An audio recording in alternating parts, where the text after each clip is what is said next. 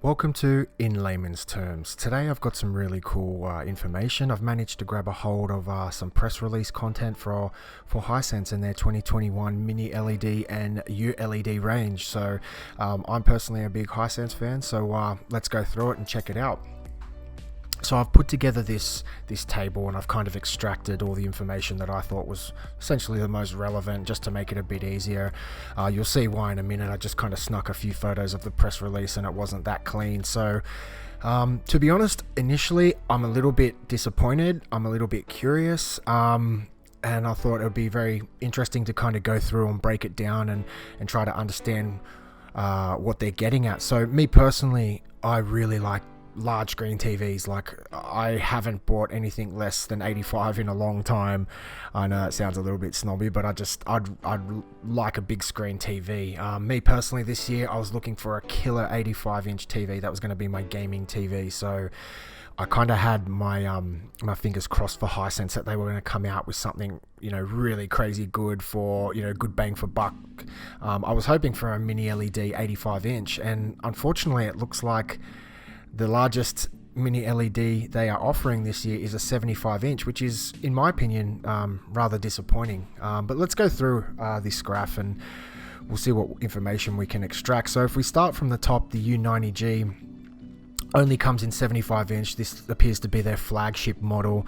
Obviously it's got a mini LED backlight. They're pushing 8K as well for their flagship this year. So they're running the quantum dot, so I'm assuming they call that the ULED mini LED. Now coming over to the HDR column, I thought this was super interesting. So they're supporting Dolby Vision and HDR10 plus. Now that is super curious because it seems like Dolby Vision is winning the race, and to be honest, I think a lot of people are slightly apprehensive about purchasing a Samsung because they don't support Dolby Vision. Look, I actually support HDR10 plus purely because of its open standard and it's the basically zero licensing fees. I think there's a very small fee, but it's nothing compared to Dolby Vision. So I kind of like that more open standard that gives everyone the opportunity to kind of master their movies at the same kind of quality as Dolby Vision without having to pay the premiums. But unfortunately, it just looks like Dolby Vision is winning the race. So that does affect people's what they decide to buy. It affects people's opinions. So that was super curious. I was not expecting HDR10 plus compatibility. However, I love it because at the same time, that means if Hisense are pushing HDR10 plus as well, hopefully that'll make a bigger push towards 10 plus, and get the gaming consoles supporting HDR10 plus, because I know the Series X just came out with Dolby Vision gaming support. Yeah, super interesting. Be curious to see what you guys think. So I'm not too sure about this smooth motion. These panels say smooth motion 200. Not too sure. It doesn't really get much more detailed than that. Sound, Dolby Atmos and eARC.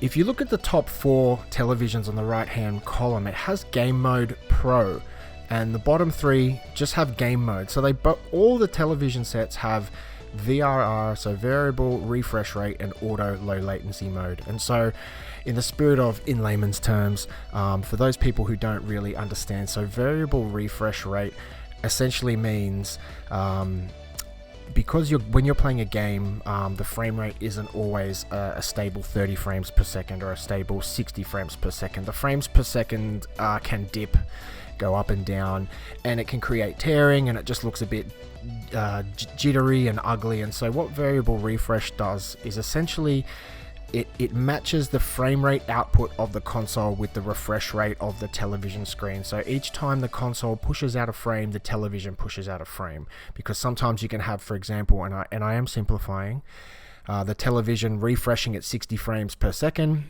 and your console's refreshing at 50 frames per second. So you're skipping frames, you're getting half frames, and that's where you get the screen tearing. So essentially VRR is a very fancy way of saying the television and the console work at exactly the same time. Auto low latency latencycycy mode is essentially another word for game mode. It just turns off all the processing on the TV, so it just creates less lag. So input lag, I'm sure everyone knows what input lag is, from a button press on your controller to when you actually see it represented on the screen. So I'd be very interested to see what the Pro option is. I don't have any thoughts right now about it. I'm just kind of coming across this information, so I'm still processing it all, but I really wanted to get it out because I noticed there's not much information going at the moment. So let's step down to the U80G. So this is the ULED, which is their full array local dimming. Still uses the quantum dot. This is they're pushing 8K. This one's already been announced. It's been in the press for a while. It got me excited when I saw 85 inches because I thought, oh, awesome, they're going to do the 85-inch panels this year. I'm going to get a mini LED when that comes out. But looks like for whatever reason, whether it's costing, they couldn't do it. Maybe it'll come later. They didn't get to do it, but moving across that range. So yeah, full array local dimming, 8K, so quantum dot, so it's going to have awesome color. Again, Dolby Vision, HDR10 plus, the same kind of setup. So essentially you're just looking like the only difference is essentially the backlight. So you got mini LED versus the full array local dimming. So you're probably going to get a lot better, deeper blacks, a lot less blooming. However, it's really going to come down to their processing. I have the 85Q8 from last year, my favorite bang for buck TV of 2021. I thought the picture, for what you paid, I thought the picture was incredible. It had awesome punchy HDR. I think it had relatively good black room performance, dark room performance, but you put it next to an OLED, it's gonna, in terms of black levels, of course you're not gonna beat it, but in terms of HDR, it was super punchy. And if you don't have it sitting next to another TV, it's still a good TV. I'd still highly recommend anyone who's looking to save a few bucks and get a high-end TV, buy the Q8, the flagship of last year. There's still some in stock. Awesome bang for buck. I really don't think, going to the U80G, especially now the prices you're going to pay top end of the market. But moving down now to the U9G. Once again, so this is their 4K offering for the mini LED, and once again only 65-75 inches. Same thing, quantum dot, Dolby Vision, HDR10 plus, game mode Pro, and now you can see kind of moving down the line the U8G, U7G, A7G, and A4G. So yeah, they've definitely diversified their television line. They've got a few more kind of in between models. It seems like this year all the television manufacturers are going for all the price points they can get, like from LG, for example. It looks like from memory they're doing the C series OLED, the A series OLED, the B series OLED, the G series, and then they've got, I think it's the Z series, correct me if I'm wrong. So they're trying to hit every price point, every size, and it just seems like that's what everyone's getting really aggressive. Everyone's trying to slot in everywhere and just compete. One thing I have to say is I love the fact that all of these TVs, regardless of what quality of panel, what backlight you're getting, they all offer game mode. So again, I don't know what the difference is between pro and non-pro, but VRR and auto low latency mode I think is going to attract a lot of gamers who want to get into the market with a pro gaming TV excuse the pun, let me say a 4 gaming TV, and not want to have to break the bank and still get things like Dolby Vision support. And even though HDR10 plus isn't quite as widespread as Dolby Vision, it's still good to have that option there. So if you do come across some content, you're able to utilize that and take advantage of that. But what do you guys think? I looked across this line, I was like looking up and down, I was so excited, and to be honest, as I said, I've got a couple of Hisense TVs. They've all been really good. I recently just purchased the Samsung QN900A, which is their flagship offering of 2021, which is the 85-inch 8K. This is the mini LED, Neo QLED mini LED TV, and I just pre-ordered that. So once I get my hands on that, I'm going to be doing a review on that. I also purchased the 83-inch C1, so I'm looking forward to once again to doing a review on that TV.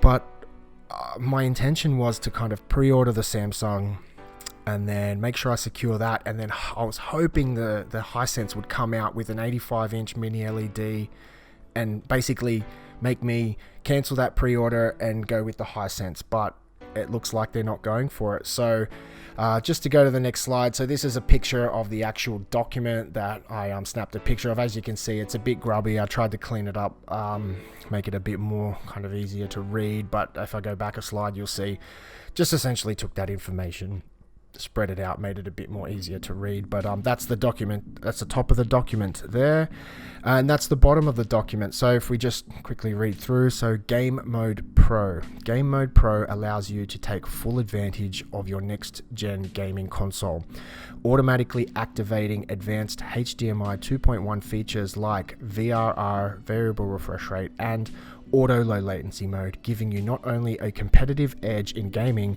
but also improving the visual detail. Just take in your next gen console and the TV will take care of the settings for you.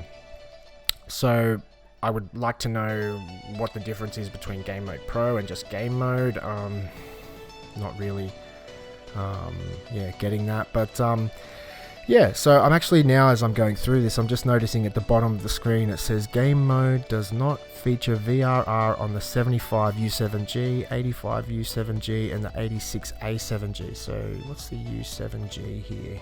So that's okay. Interesting. Yeah, then they've got the obviously the 8K AI upscaler. Another interesting thing was for the flagship models, they decided to go with, it looks like the Google Assistant. So, they've done that with the entire range, and Alexa. That's what I was looking at. The top two, they've gone with Android TV, so the 8K offerings. So this is something, I guess, my main criticism of Hisense is, why are they sticking with this garbage Vita platform? I absolutely hate it. I love Hisense TVs. As I said, bang for buck, these TVs are solid.